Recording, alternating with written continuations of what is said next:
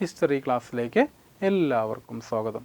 നമുക്ക് 1923 സ്വരാജ് പാർട്ടിയെക്കുറിച്ചൊന്ന് പഠിക്കാം. 1923 Swaraj party. Okay, അപ്പോൾ സ്വരാജ് പാർട്ടി സ്ഥാപിതമായ വർഷം എന്നാണെന്ന് ചോദിച്ചാൽ എന്നാണ്? 1923 എന്നോർത്തിരിക്കുക.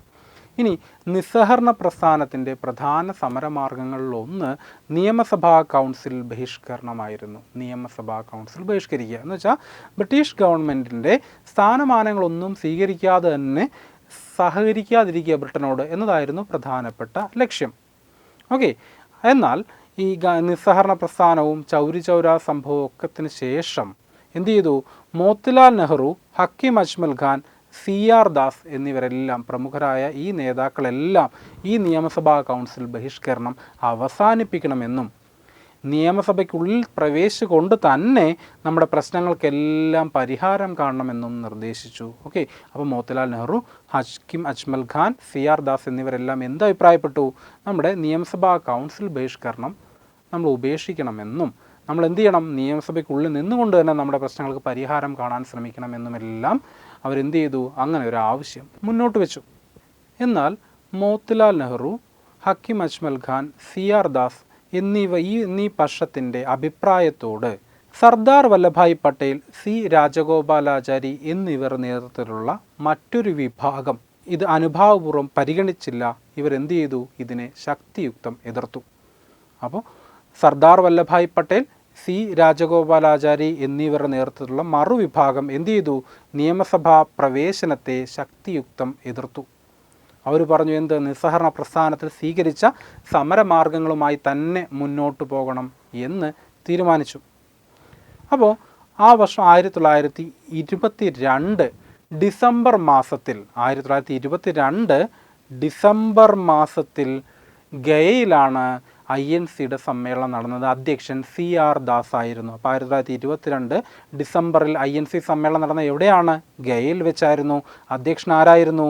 CR ദാസ് ആയിരുന്നു. ചിത്തരഞ്ജൻ ദാസ് ആയിരുന്നു.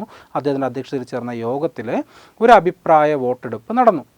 അപ്പോൾ എന്താണ്? നിയമസഭാ കൗൺസിലിൽ പ്രവേശനത്തെ എതിർക്കുന്നവരും അനുകൂലിക്കുന്നവരുമുണ്ട് അല്ലേ? ഈ സംഭവത്തിൽ ഒരു സമവായം ഉണ്ടാക്കാൻ വേണ്ടി 1922 ഡിസംബർ മാസത്തിൽ ബീഹാറിലെ ഗയയിൽ ചേർന്ന INC സമ്മേളനത്തിൽ വെച്ചിട്ട് CR ദാസിൻ്റെ അധ്യക്ഷതയിൽ ഒരു അഭിപ്രായ വോട്ടെടുപ്പ് നടന്നു. ഈ വോട്ടെടുപ്പിൽ കൗൺസിൽ പ്രവേശനത്തെ അനുകൂലിക്കുന്നവർ പരാജയപ്പെട്ടു. അതിൻ്റെ അർത്ഥം എന്താണ്?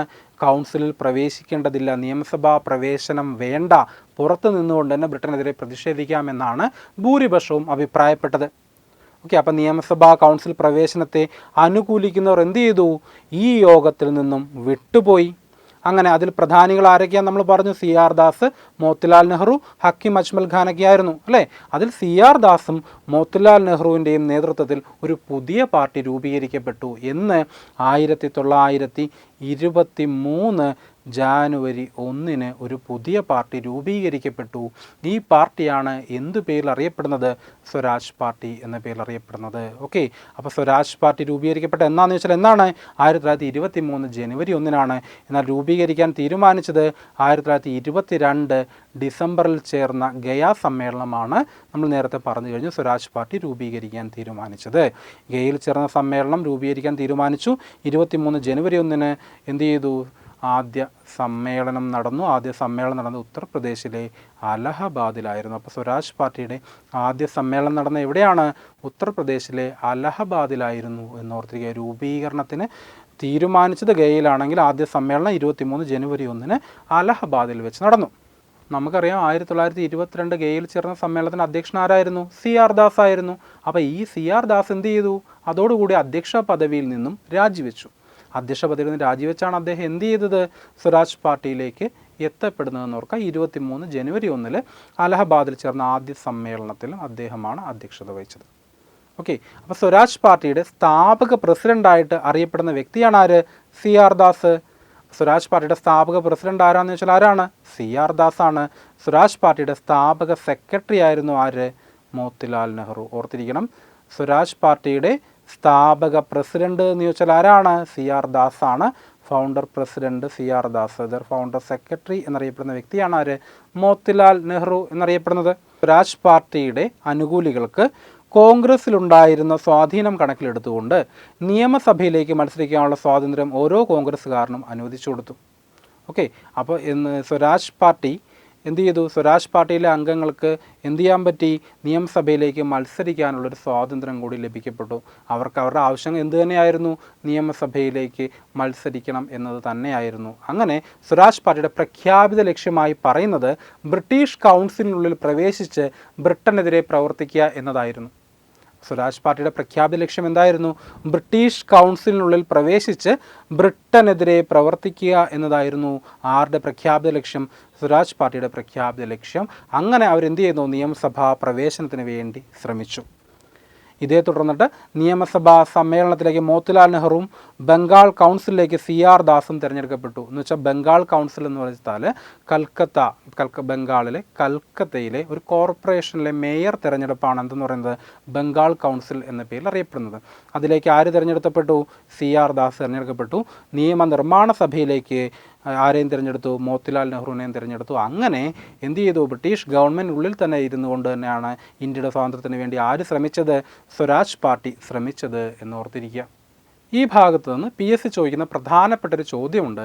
ഇന്ത്യക്ക് ഒരു ഭരണഘടന വേണം എന്ന ആശയം ആദ്യമായി മുന്നോട്ട് വെച്ച പാർട്ടി ഏതാണെന്ന് ചോദിച്ചാൽ നമ്മുടെ സ്വരാജ് പാർട്ടിയാണ്. ഓക്കെ, ഇന്ത്യക്ക് ഒരു ഭരണഘടന വേണം എന്ന ആശയം ആദ്യമായി മുന്നോട്ട് വെച്ച പാർട്ടി ഏതാണ്? സ്വരാജ് പാർട്ടി. എന്നാൽ ഇന്ത്യക്ക് ഒരു ഭരണഘടന വേണം എന്ന ആശയം ആദ്യമായി മുന്നോട്ട് വെച്ച വ്യക്തി ആരാണെന്ന് ചോദിച്ചാൽ ആരാണ്? MN റോയിയാണ്. ഓക്കെ, ഇന്ത്യക്ക് ഭരണഘടന വേണം എന്ന ആശയം ആദ്യമായി മുന്നോട്ട് വെച്ച വ്യക്തി MN റോയിയാണ്. എന്നാൽ ഇന്ത്യക്ക് ഭരണഘടന വേണം എന്ന ആശയം ആദ്യമായിട്ട് മുന്നോട്ട് വെച്ച പാർട്ടി ഏതാണെന്ന് ചോദിച്ചാൽ PSC പലതവണ ചോദിച്ചിട്ടുള്ള ചോദ്യങ്ങളൊന്നാണത്. അതേതാണ്?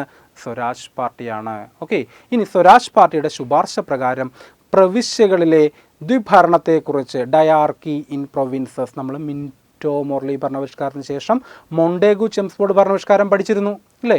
അതിൽ നമ്മൾ പറഞ്ഞിരുന്നു എന്താ? പ്രവിശ്യകളിൽ ദ്വിഭരണം ഏർപ്പെടുത്തി എന്ന് പറഞ്ഞു. അപ്പോൾ സ്വരാജ് പാർട്ടി ഇതിനെ എതിർത്തിരുന്നു. ഈ സ്വരാജ് പാർട്ടിയുടെ ശുപാർശ പ്രകാരം പ്രവിശ്യകളിലെ ദ്വിഭരണത്തെക്കുറിച്ച് പഠിക്കാൻ നിയമിതമായ കമ്മിറ്റിയാണ് മോദിമാൻ കമ്മിറ്റി. അപ്പോൾ ഇങ്ങനെ PSC ഒരിക്കൽ ചോദിച്ചിട്ടുണ്ട്, സ്വരാജ് പാർട്ടിയുടെ ശുപാർശ പ്രകാരം പ്രവിശ്യകളിലെ ദ്വിഭരണത്തെക്കുറിച്ച് പഠിക്കാൻ നിയമിതമായ കമ്മിറ്റി ഏതാണ് എന്ന് ചോദിച്ചിട്ടുണ്ട്. ഏതാണ്? മോദിമാൻ കമ്മിറ്റിയാണ് എന്നോർത്തിരിക്കുക. ഇത്രയും കാര്യങ്ങളാണ് നമുക്ക് പ്രധാനമായിട്ടും സ്വരാജ് പാർട്ടിയെക്കുറിച്ച് പഠിക്കാനുള്ളത്.